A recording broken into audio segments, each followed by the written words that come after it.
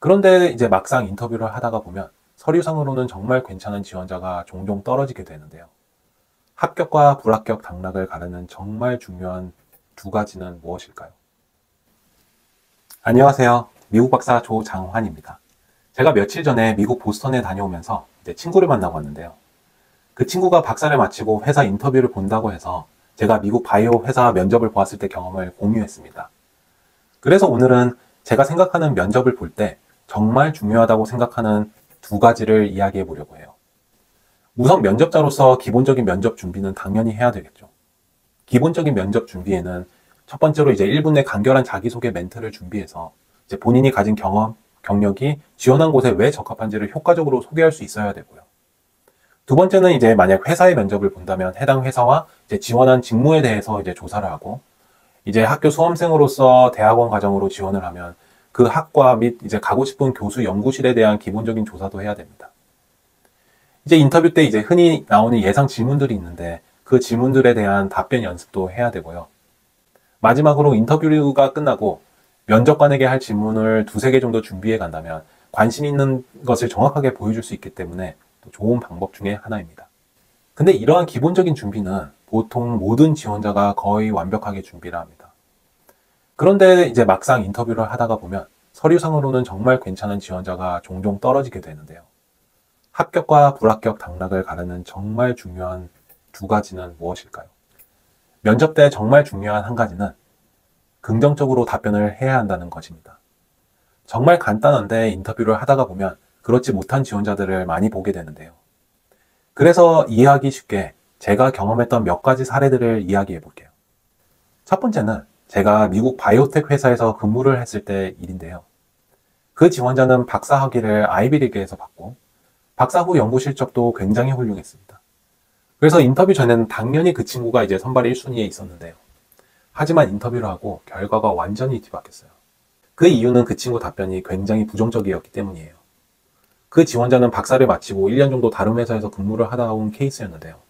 면접할 때 이제 회사에서 했던 내용에 대한 소개가 많이 부족해서 그럼 회사에서 어떤 연구를 했고 회사 팀 내 분위기는 어땠냐라는 정말 간단한 질문에 그 친구는 회사에서 팀 분위기가 너무 좋지 않았고, 팀원들과 일을 하려고 해도 체계적으로 진행이 된 적이 많이 없었고, 상사와 본인의 성격이 너무 맞지 않아서 힘들었다, 이제 등등 그전 직장에 대한 불만을 많이 토해냈는데요. 이제 여기에서 판가름이 났습니다. 보통 인터뷰를 할 때 그전 직장에서 있었던 일을 너무 부정적으로만 이야기하면 면접관에게 좋은 인상을 주기 어렵습니다. 왜냐하면 이 지원자 성격에 대해 잘 모르는데 막상 뽑았다가 이러한 불화가 또 본인의 팀에서 일어날 수 있을 거란 불안이 있기 때문이에요. 그렇다고 좋지도 않았는데 팀 분위기가 좋았다고 거짓말을 하라는 것이 아니고요. 예를 들어 팀 분위기는 특정한 이유로 좋지 않았는데 그러한 분위기 반전을 위해서 나는 이러이러한 노력을 했다라던가 혹은 상사와 성격이 처음에는 맞지 않았지만 본인이 어떤 방법을 시도해서 관계가 개선되는 방향으로 현재 바뀌고 있다는 중이라든지 긍정적으로 답변을 하는 것이 중요합니다.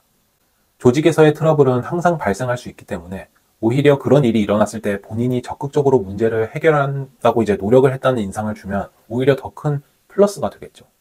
제가 생각하는 인터뷰할 때 두 번째로 정말 중요한 점은 자신감 있게 말을 해야 한다는 점입니다. 인터뷰를 이제 하다가 보면 면접자분들이 자신감 있게 말을 하지 못하는 경우가 정말 흔해요. 제가 서울대학교 와서 인턴 면접을 해보면 어떤 학생은 목소리를 너무 작게 말한다든지 혹은 간단한 자기소개를 부탁드려도 수줍어하는 경우가 많습니다. 특히 우리나라 문화상 면접자분들이 좀 더 소극적으로 되는 것 같아요. 하지만 면접에서는 자신감이 없어 보이거나 혹은 소극적으로 보이면 좋은 인상을 주기 어렵습니다. 면접관으로서 소극적인 면접자가 새로운 이곳에 들어와서 잘할 수 있을까라는 의문이 들기 때문입니다. 그럼 제가 사용하는 인터뷰 때 자신감 있게 말하는 법을 공유해 볼게요. 우선 저는 인터뷰할 때 목소리를 크게 그리고 빠르지는 않아도 또박또박 이야기하려고 노력합니다.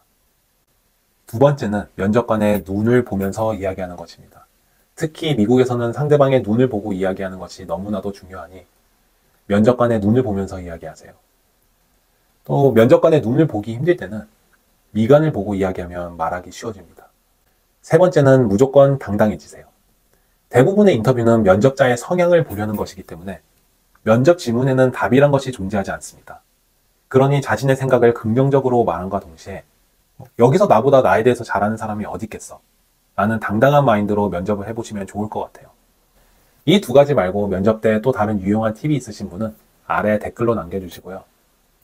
그리고 제가 이제 원하시는 분들을 위해서 1대1 개인 공부 혹은 진로, 미국 유학, 대학원 진학 상담을 이제 무료로 제공해 보려고 합니다. 나의 제한은 없고 궁금하시고 1대1 개인 상담을 원하시는 분은 아래에 있는 이메일로 보내주세요. 그럼 곧 또 봐요.